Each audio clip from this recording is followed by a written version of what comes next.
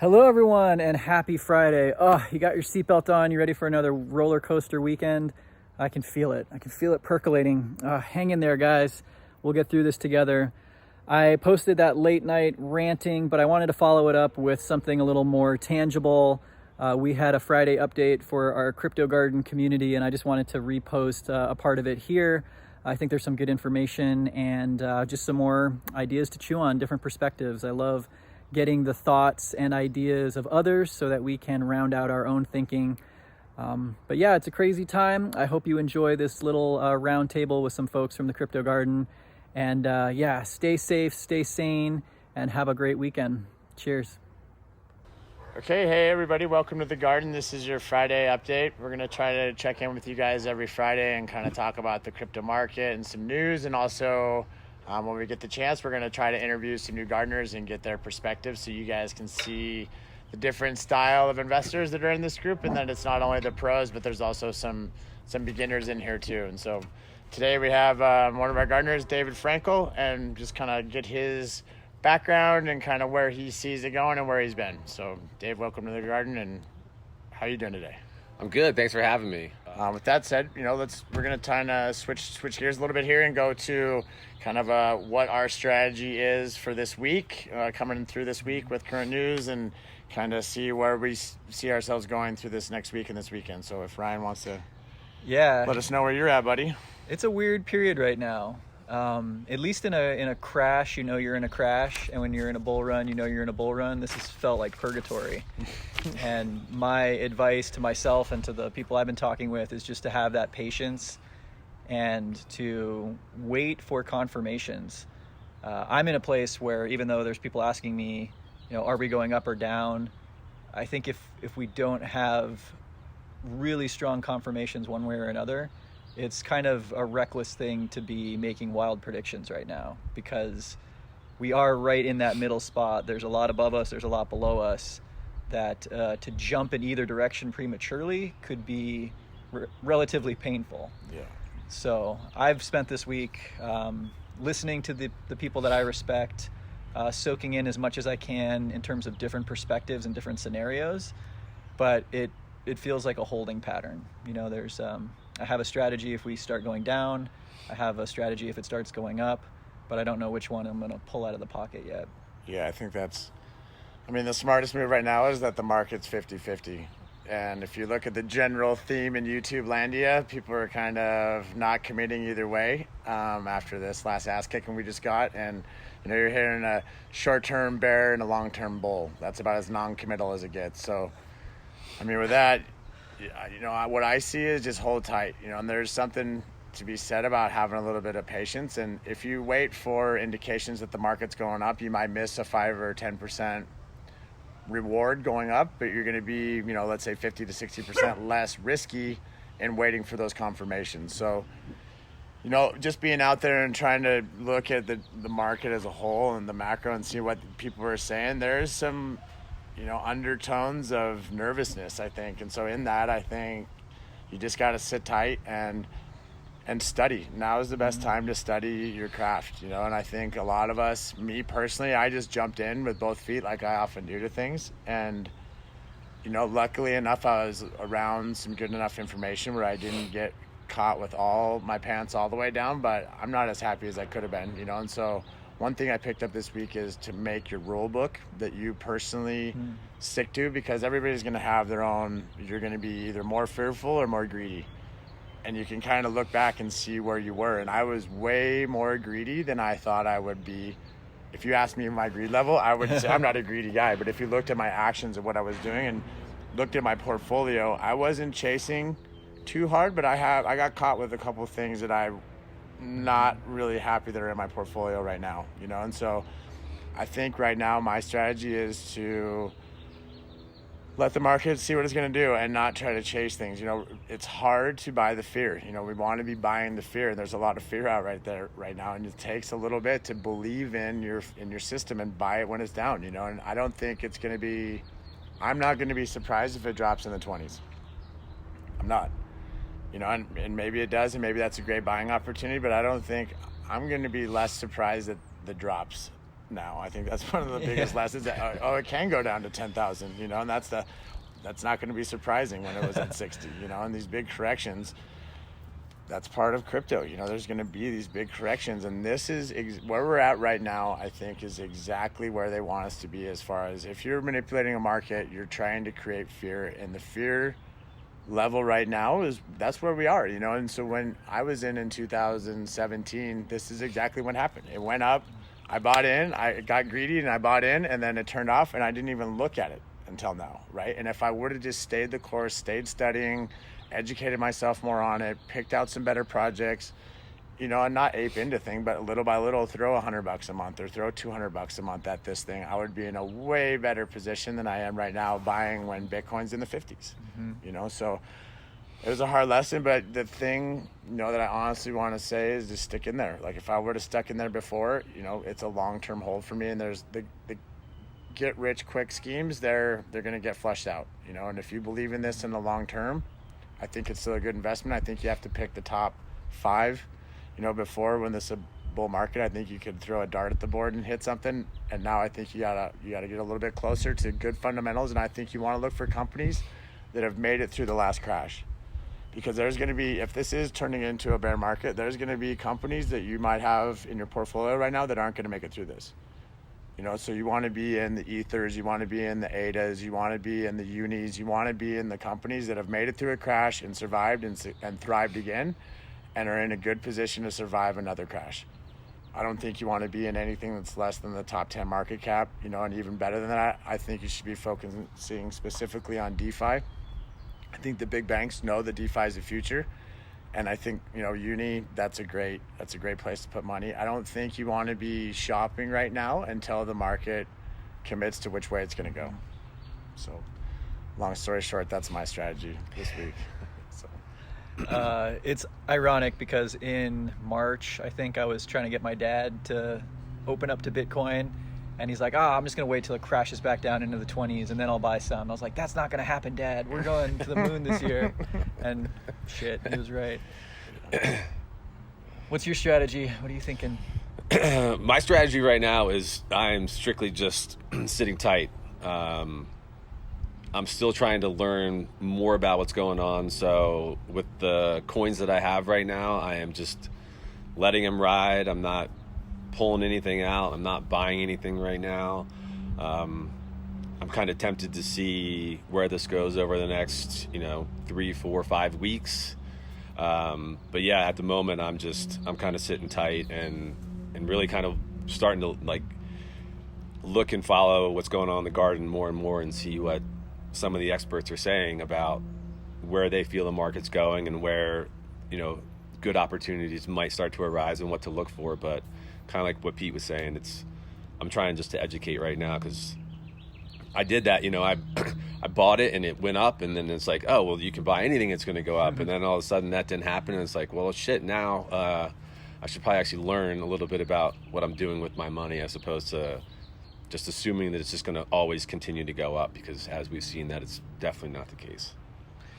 Yeah, I think the big risk right now for a lot of people is with the bullus interruptus, when you have a big bag of altcoins that are all setting up for these huge moves, and then all of a sudden they drop by 30-40%, you're in that really precarious spot where you want to hold, you want to have faith in those projects, but you also have to recognize that a green candle or a red candle, it doesn't really matter. The price really doesn't matter. It's all about percentages.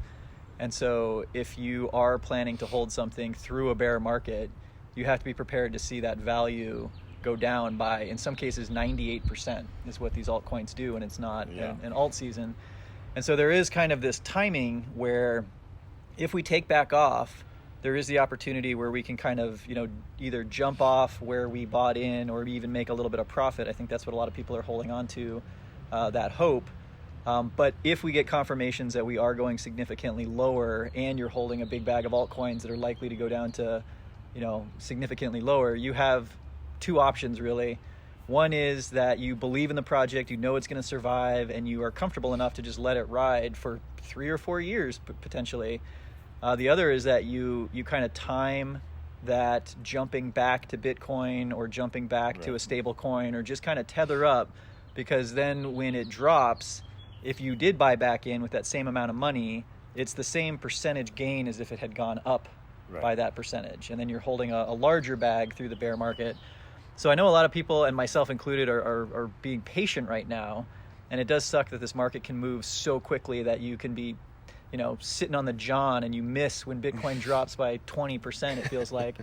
But I think that's what I'm kind of paying attention to, because I did move a lot into altcoins for alt season. Everything is kind of stable right now, but with a lot of what we've been hearing about, going down to the 20s and shaking out the rest of the retail investors, that's what's kind of itching right now, is just timing that move back into Bitcoin or back into a stable coin. Yeah. I think one of the things that's easy right now is that the alts are doing exactly what Bitcoin's doing. Yeah. So you don't have to watch everything. You can watch Bitcoin, and kind of if you're doing some swing trading, you can swing everything at the same time. And let's say Bitcoin goes by 10%, the alts are going to go by 35 or 45%. So when the market moves sideways, it's a good time to farm, but it's tricky to be a beginning intro trader and being sucked into what you're hearing on YouTube. If you're on that volume of sucking information in and all of a sudden it turned off, there's still that like craving for me to know, all right, hey, are we still making money in this thing? And there's opportunities too. And one thing that, I just want to bring up is that I'm not saying you have to put your whole portfolio into these swing trades, but I do think that there's a lot of value with throwing $100 into the game and playing with some of these Bitcoin swing trades and trying to pick it up at 42, watch it down to 20, and then just going through your wallet and set up a stop loss, set up some buy orders instead of just spot trading. And these are some of the tiny things that when the market does heat up, that you're already ready in practice. One thing that I messed up is that I wasn't fast enough when it started crashing. I wasn't familiar enough with all of my wallets to be able to consolidate as fast as I wanted to. And within 2 days, I got caught where I was like, all right, I would take maybe a 5% loss, but I'm not going to take a 20% loss. So I'll just hold it. You know what I mean? And so now I'm taking a couple $100, very minimal amount. And I'm just playing with these kind of swing trades to get used to, KuCoin, for example, or I have some stuff on Binance, or these different wallets or exchanges that you're interacting with, just to get the practice with it. And this is the time to learn, and it's also the free money's over right now. You got to earn your money, and I think just earning your money is kind of the fun of it too, where you're in the market and you're playing with it still, even though there's not the 1,000x Shiba Inu coins going around right now. There's still some fundamental stuff where you catch Matic at $1, then you catch it at $2, and so just catching that and being in the market enough, when it does become more relevant, you're already going to have those tools ready to deploy. Yeah, it's a good point. And it's unfortunate too, because everyone was so excited when it was green every day, 20% here, 15% here, 30% there. That's exciting. And yeah, it's exciting, and it makes you feel like you're a good investor, a good trader, when you're just, throwing money on a train that's moving forward. Yeah. But the unfortunate thing is that right now is actually a really great time to be, like you said, making these swing trades, because we are, very regularly kind of moving sideways, going up and down. If you can time those right, there's very simple indicators you can be looking at in TradingView that just help you make those moves. I think everyone's so fatigued that there's a lot of missed opportunity right now. The institutions are gobbling it up. That's why we have consolidation phases. Even just seeing your wallet at half and be like, all right, another 100. Let's get in another 100. When you're your wallet's at 60% of what it was in 2 weeks, it's hard to stay in there emotionally. And that's exactly what they want. They want you to pack your bags and leave. And that's what I'm not going to do this time. So. Yeah. Long-term outlooks. What do we predict by the end of the year? And what do you think is going to be, in 4 years from now? Where do you think you'll be? Me personally, right now, I get the impression that some of the bigger coins will stick around, and I think a lot of these other smaller coins that are kind of the Doge and some of the other smaller ones, I think are going to go away. And I think my thought in the next long term, years, there's going to be a handful of really stable coins that are going to be the main contributors, and every now and again there might be a new one that kind of pops up, but I foresee a lot of these, the really, really small ones, just kind of going away, and eventually it kind of being Bitcoin and Ethereum and some of the other larger ones that are going to kind of dominate the market. From now until the end of the year, if you would have asked me a month ago, I would have, said, Bitcoin would be, 6 figures and everything else is going to be taking off. And right now, if Bitcoin gets back up to 50 by the end of the year, I would be happy. And that literally, I'm super new at this and I'm just learning, but that's just my personal take on it right now. So I'm just kind of holding on and I'm just going to kind of see what happens. All right. So at the end of the year, I see some big growth in Ether, because Ether's had as much social noise and news coverage in the last 3 months as it has in the last 3 years. There's big institutions that are looking at the second best right now, and the second best is Ether, and it's going to be Ether by a lot for a while, just because of name recognition. Mm-hmm. And so, and this year, at the end of the year, I see us coming out of this, because I'm more bullish, because I see it as a good sign that big institutions and countries are attacking Bitcoin. I think that's a good sign. It's the last time they're going to be able to just attack it with this just bullshit information. And I think the retail investor isn't being shaken out like they were in times past. I think we're getting stronger as a group. I think we're getting more of the philosophies out of there, other than just get rich quick.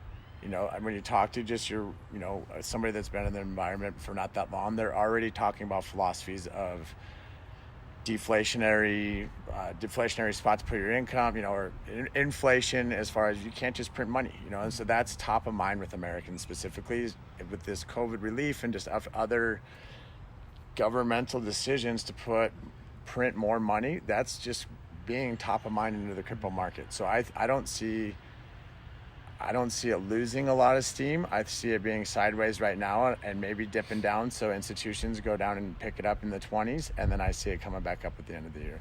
In the long run, I see the DeFi coming on really strong. I see the whole concept of decentralization coming on in every little different market, and as it expands, you have, according to the stat I heard, the participation doubles every year. So right now we're at 2%, 4%, 8%, 16%, 32%, 64%. That's in 6 years. So in 6 years, over half of the world is going to be using some form of cryptocurrency. Betting against crypto is like betting against the internet. I don't really see that happening. I don't know how that's going to shake out, or if it's Bitcoin or Ether or what it is, but the world is moving towards this. And if you think about it, credit cards are already digital currency. We've already done it. We've already been doing it, and it's just a matter of how the big institutions and the mainstream media is going to shape the narrative to an emerging market, So that's my philosophy so far. Hopefully it works. Yeah. Yeah. So short term, I'm trying to find a balance. I want to feel confident that the way I'm set up is not requiring immediate, moment to moment attention, or I'm going to lose my shorts. So that's in the short term, just, making good sound decisions, supporting projects that are going to be here. And I might be a bleeding heart, but I'm in this space because there are amazing projects and amazing teams that actually are trying to put good products in the world. And I want to support those over just, the speculation. This is, going to 10x, 100x, any of that kind of stuff. I think that actually is really toxic for this market, and it leads us institutional investors to kind of go against each other at a time that we have a tremendous opportunity to move into this space, set up shop, and own our stake in it, while these institutional investors are trying to do the same. So looking long term, I see this as a way to be, you've heard the analogies, buying property in Manhattan Island in the 1800s. I see this as an opportunity to really get in early with some of these projects that we know are going to be huge, and just set up shop and be part of those communities. I'm going to be staking my ADA. I want to be just more involved with the long-term community, because as much as we've had these bull runs, if you look at the logarithmic curve that Bitcoin has been on, we're getting to a plateau pretty soon. We're not going to be seeing 1,200% every bull run. I think we're going to see more of a steady state. There'll still be big ups and downs. You can still trade it and make money. But I think at least, it's good for the market if we can get out of these parabolic greed and fear cycles and actually get into some long-term stable growth like the internet. Imagine if the internet companies grew through .com bubbles every 4 years. It would be chaos, right? You don't want to grow an ecosystem like that. So I think part of the education of the community and groups coming together like this one is holding each other accountable, educating each other, so that we can just say, you know what, fuck everyone else. This project I believe in. I'm going to hold on to this. I'm going to support this. And that will then get to a steady state growth where people aren't dumping their ADA every time there's a bull run. People are like, no, this is my home. This is where I belong. So, 4 years from now, I hope that we have another opportunity to flex the muscles that we're really exercising now and put these, trading principles to good use. It's a great time to stock up those war chests, but it's not always a bull market. And I think for us to really be successful in this space, it's about learning to live here, not just visit it every 4 years and then jump out. Yeah, it's not the Olympics. Yeah, right. Exactly.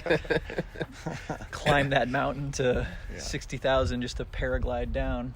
That's one of the, I'm kind of in closing, I guess. One of the things with the garden is I want to be here in all the markets. I want to be here figuring it out because, like I said, this isn't going anywhere. And I think the more educated that we can be, the more value we can bring. And then, a couple of years down the road, hopefully we have some philanthropy projects that we've been able to develop just by sticking this out, just by keeping the community together, being there in the tough times when we're in there in the good times, and, seeing the spark that you can create when you have a bunch of different points of view in the same room. So awesome. Well, happy Friday, everyone. Yeah, it's an exciting absolutely. time, exciting place to be. Happy Friday. Happy Friday. Until next time, everyone. Cheers. Cheers. Cheers.